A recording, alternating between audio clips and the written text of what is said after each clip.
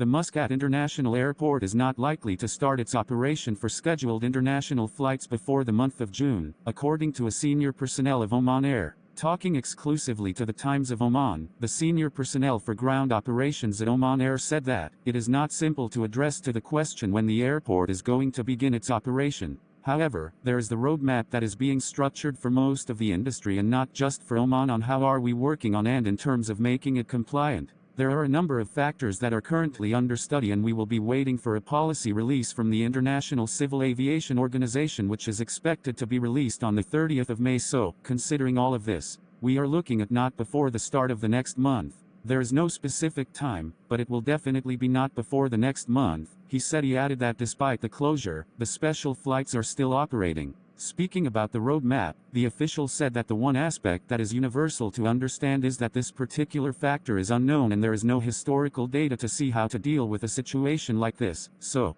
the potential roadmap that has been designed by the IATA and other international bodies essentially comes down to two things. 1. We need to make the environment safe for travel and get the confidence of the consumer that it is safe to be able to prove to them that we are in control. Secondly, to prove to the international community that we have done everything, we are in the best form at Muscat or at Oman airports, and that we are COVID-19 compliant. He said, highlighting the precautionary measures that will be taken once the operation at the airport begins. The senior personnel said that in that context there are two things that are being done or looked into. Number one being bioscreening. There are a lot of technologies being explored in terms of looking at machines that could essentially say that whether you are a carrier or not, whether the person traveling has no symptoms but is he/she a carrier or not. We already saw some news yesterday from Vienna Airport that they have come up with a machine that tells you whether a person is a carrier or not. Second aspect is social distancing and sanitizers that have been recommended from the IATA. He said. The official also added that there are a lot of technologies being explored in these areas including ultraviolet lights to clean the aircrafts and the airports, and to kill the virus and the bacteria, as we know that social distancing,